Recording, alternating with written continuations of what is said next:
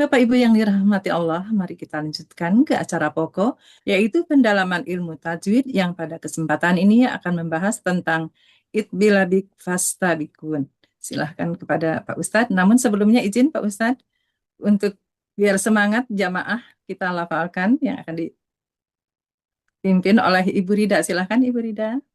Baik, Mbak Aning. Mari untuk menyemangati kita akan ucapkan zel-zel. Nanti apabila saya belajar ilmu tajwid dijawab oleh semuanya mudah, insya Allah. Kami mengatakan takbir, Allahu Akbar. Belajar ilmu tajwid Mudah. Insya Allah. Takbir, Allahu Akbar. Yuk ngaji tajwid. Ya, ngaji tajwid. Dan sebelumnya kami juga mengucapkan terima kasih kepada sekali lagi kepada Pak Ustadz Haji Komarudin SKMIT yang di sela-sela sibuknya, kesibukannya beliau bersama kita dan insya Allah akan terus ya minggu depan insya Allah Pak Ustadz ya. Allah. Baik. Terima kasih sebelumnya. Mungkin banyak kesibukan beliau. Terima kasih sebelumnya. Assalamualaikum. Terima kasih. Baik, terima kasih sekali lagi. Waalaikumsalam warahmatullahi wabarakatuh. Baik, Bapak Ibu yang dirahmati Allah. Bismillahirrahmanirrahim. Alhamdulillah, alhamdulillahirabbil alamin. Wassalatu wassalamu ala ambiyalin wal mursalin, syahidina wa maulana Muhammadin wa ala alihi wa sahbihi ajmain. Rabbi shrahli sadri wa yassirli amri wahlul 'uqdatam min lisani yafqahu qawli. Billahi robba wabil islami dina wabil muhammadin nabi wa rasulah. Rabbi zidni ilma warzuqni fahma. Amin amin ya robbal alamin.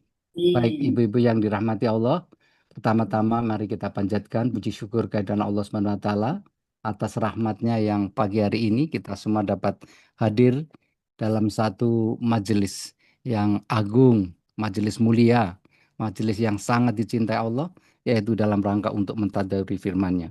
Dan semoga apa yang nanti kita lafalkan Allah catat sebagai amal ibadah kita. Amin amin ya robbal alamin. Baik ibu-ibu yang dirahmati Allah, sebelum kami menyampaikan pertanyaan kami dari yang ada Demaknya Pak.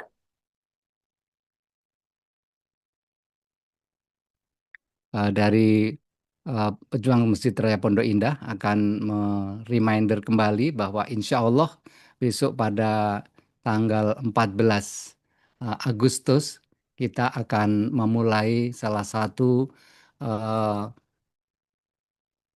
tolabul ilmu kita yang sangat dinanti-nantikan, yaitu membedah salah satu kitab tafsir yang buah karya dari Ustadz Ahmad Sarwat yang insya Allah ini akan menjadi salah satu buah karya beliau yang Bapak Ibu nanti akan bisa mendapatkannya dengan mudah karena kitab tafsir dari Al-Mahfuz ini berbeda dengan kitab-kitab yang lain. Jadi sedikit kami akan sampaikan secara sekilas bahwa di dalam kitab tafsir Al-Mahfuz ini oleh beliau itu terdiri dari sekaligus 3 tafsir Al-Quran. Yang pertama, tafsir Al-Quran yang berasal dari majelis atau langsung Kementerian Agama Republik Indonesia, di mana di situ berhimpun semua para pakar, ahli tafsir dan ulama besar ya, seluruh Indonesia. Itu yang menjadi landasan pertama. Kemudian buku tafsir yang kedua adalah berasal dari tafsir Al-Misbah. Kita tahu buah karya dari Profesor Quraish Shihab yang merupakan salah satu ahli tafsir yang diakui bahkan tidak hanya di Indonesia tapi juga di dunia. Dan beliau juga merupakan salah satu referensinya. Dan yang ketiga adalah tafsir dari Profesor Hamka Al-Azhar yang itu merupakan juga tokoh ya ulama kita yang alhamdulillah menjadi salah satu rujukan. Dan baru dari 3 tafsir buku tersebut oleh Dr. Ahmad Sarwat LCMA dituangkanlah di di dalam satu tafsir yang sangat menjadi legend insya Allah ini, yaitu kitab Tafsir Al-Mahfuz. Jadi Bapak Ibu, dalam sekali kita belajar, alhamdulillah ya, 3 buku tafsir ya. Jadi kitab tafsir sekaligus kita akan pelajari bersama dan nanti akan dijelaskan secara sistematis dan analisisnya sangat mendalam dan insya Allah ini yang akan kita harapkan bisa beliau memiliki waktu yang saat ini mungkin sedang berada di Mekah Al-Karomah sedang menjalankan umroh ya. Insya Allah mohon doanya semoga diberikan kelancaran kepada beliau dan keluarga sehingga kembali lagi nanti ke Indonesia insya Allah sehingga bisa untuk dapat memberikan butiran ilmunya. Jadi sekali lagi ini kami tampilkan juga salah satu bentuk kitabnya yang kiranya perlu dimiliki ya insya Allah karena inilah ilmu kita yang sesungguhnya di mana apa namanya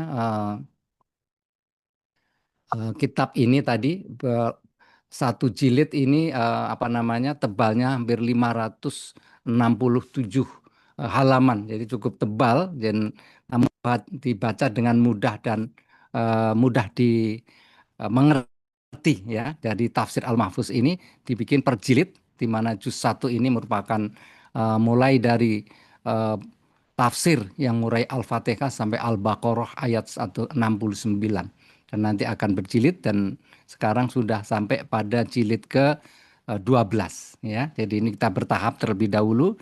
Jadi insya Allah kita besok kita akan membedah tafsir Al-Mahfuz yang terdiri dari 3 tafsir Al-Quran. Jadi kami persilakan pada Bapak Ibu untuk bisa mendaftar nama, kemudian alamat yang lengkap untuk pengiriman nanti untuk kitab Tafsir Al-Mahfuz ini dan yang terakhir adalah nomor handphone yang aktif nanti yang kita jadikan sebagai grup ya WA nanti di dalam training kita. Baik Bapak Ibu yang dirahmati Allah, untuk selanjutnya izinkan kami untuk meneruskan salah satu sharing session kita yaitu yang kita kenal dengan singkatan atau mudah untuk diingat yaitu satu singkatan yang ini merupakan 6 hukum ya yang ada di dalam Al-Qur'anul Karim yang kita singkat sebagai idbilabi fasyamigun. Ya, ini kalau Bapak Ibu nanti sudah ada buku metode Maisuro yang terbaru new edition bisa dibuka di halaman 45 ya. Nah, ini kami bikin summary-nya sebentar supaya kita dapat memurojaah kembali dari hukum-hukum tersebut. Jadi apa yang dimaksud dengan ibilabi fasyamigun ini? Jadi pertama, ini ada di dalam Al-Quran. Jadi kalau apabila insya Allah kita menguasai 6 hukum ini, maka kita dengan mudah nanti juga di dalam membaca Al-Quran yang 6.236 ayat ini akan mudah. Karena di sini terdapat 6 hukum yang mempunyai bacaan dengan tempo gunah, dengung yang sama. Jadi 26 ini dilafalkan dengan gunah dan tempo bacaannya sama, yaitu 2 harokat. Nah ini yang penting baik di Bapak Ibu yang mungkin selama ini sudah dengar, namun ini di summary. Dan ini berdasarkan yang pertama, kitab At-Tajwid Al-Musyawar, buah karya Syekh Aimar Rusdi Suwaid, kemudian ditambah dengan penjelasan dan buku di dalam metode Maisoro, buah karya ahli kiroat di Indonesia saat ini, yaitu Kiai Haji Dr. Ahmad Fatoni LCMA. Dan ini menjadi rujukan kita nanti di dalam membedah ya atau mendalami hukum tajwid kita. Jadi sekali lagi kita sebut apa bareng-bareng ya walaupun di dalam hati ya di situ mudah idbilabih fasyamigun. Sekali lagi jadi ya jadi kalau practice make perfect ya. Jadi mudah nanti untuk mengingatnya. Sekali lagi idbilabih fasyamigun. Idbilabi fasyamigun. Baik, terima kasih ya. Berarti Bapak Ibu semua tidak ada yang ngantuk ya, semangat ya, karena insya Allah menjadi disaksikan oleh para malaikat ya, insya Allah ya. Sebagaimana Allah juga memfirmankan ya di dalam Al-Quran, yaitu di surah Al-Mujadalah ayat 11 ya. Bismillahirrahmanirrahim. Yarfa'illahul ladzina amanu minkum Walladina utul ilma Ilma darajat. daraja. Tadi barang siapa yang mendatangi majelis taklim dan Allah akan mengangkat derajatnya bagi orang yang beriman dan yang diberi pengetahuan beberapa derajat. Masya Allah ya. Inilah janji yang sangat kita nanti-nantikan dan janji Allah tidak akan diingkari. Maka walaupun satu ayat maka akan dibalas dengan 10 pahala. Itu sabda Rasulullah Shallallahu Alaihi Wasallam. Baik, Bapak Ibu yang dirahmati Allah. Pertama, apa yang disebut idbilabih fasamigun itu. Jadi hukum 6 ini saya yakin insya Allah akan Bapak kuasai dengan mudah ya. Insya Allah. Allah. Pertama, yang disebut dengan id itu idbi gunah. Jadi idgham bi gunah. Nah, kemudian idgham bi gunah kita kenal ya secara dasar. Ini saya tampilkan juga murojaah kita sebelumnya. Berarti kalau idbi, jadi ada idgham bi gunah, kita mesti akan ingat namanya hukum nun sakinah atau tanwin. Nah, ini memudahkan kita buat diagram ini sehingga dengan waktu tempo sesingkat-singkatnya, seperti kemerdekaan kita ini ya, dilakukan dengan tempo yang sesingkat-singkatnya ya. Ini suatu kemerdekaan luar biasa. Semoga warganya, bangsa kita merdeka ya, lahir dan batin ya. Amin amin ya rabbal alamin. Baik, di idgham bi gunah berarti kita mengenal namanya hukum yang disebut dengan idgham, di mana idgham secara basic dibagi dua, idgham bi gunah dan idgham bila gunah. Nah, nanti kita akan masukkan itu adalah S1-nya Bapak Ibu. Dan alhamdulillah Bapak Ibu sudah mengikuti jenjang S1. Nah, sekarang masuk ke jenjang S2. Matikan dulu, mohon.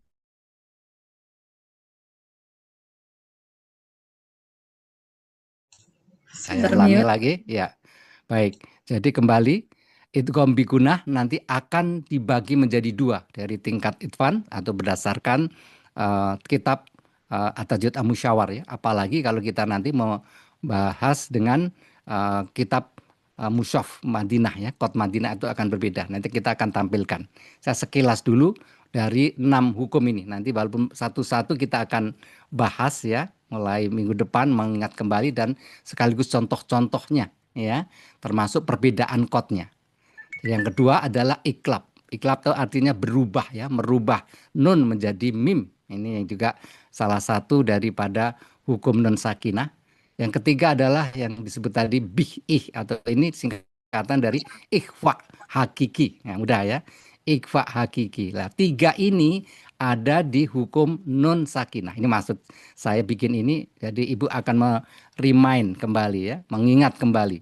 Jadi 3 hukum itu ada di hukum nun sakinah. Tinggal yang 3 lagi.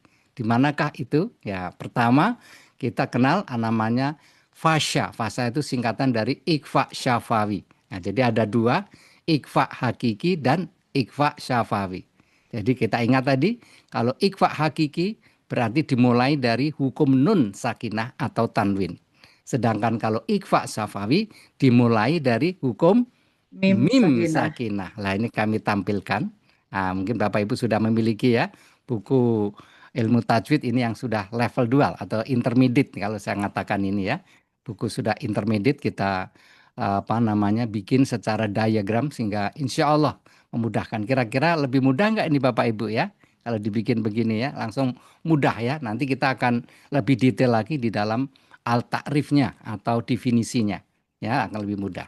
Nah, begitu tadi ikhfa syafawi, maka kita akan ingat, berarti di situ akan bertemu mim sakinah bertemu dengan ba.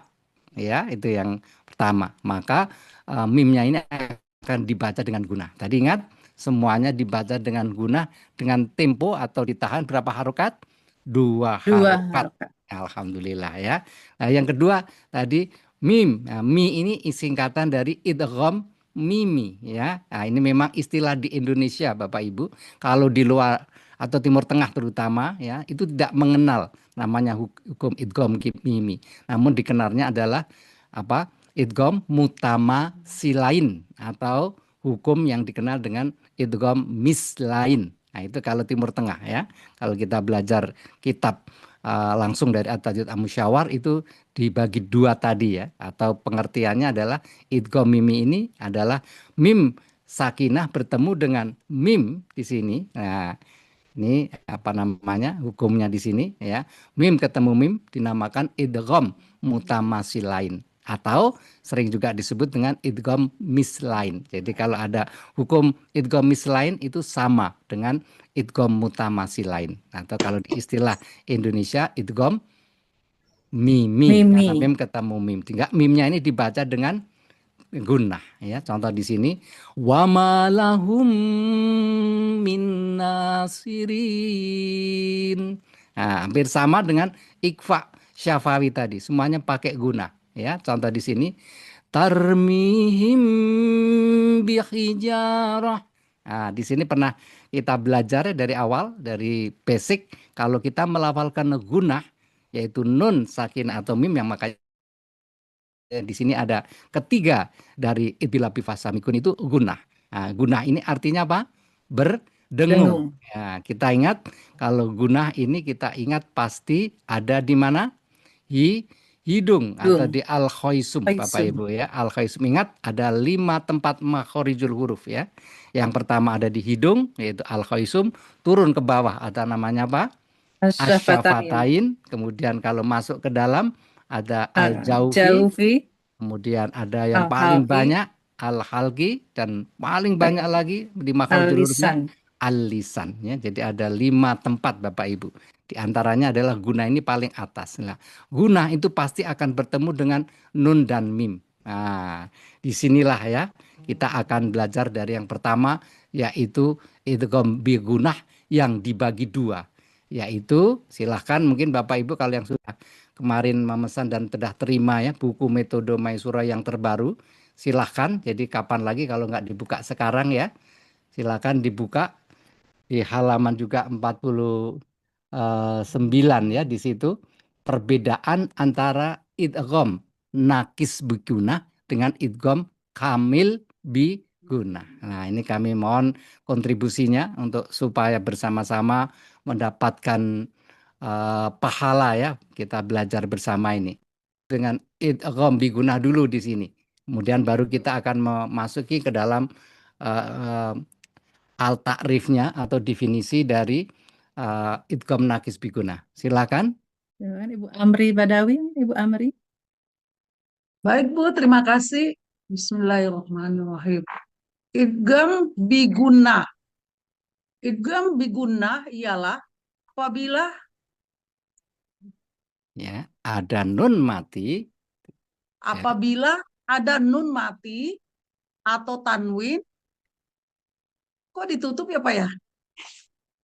Enggak, terbuka. Apabila Enggak. ada nun mati atau tanwin bertemu dengan salah satu huruf yang terkumpul dalam lafaz yanmu yakni atau waw dan terletak dalam dua kata, praktik bacaannya harus disertai tempo dengung atau gunnah 2 harakat.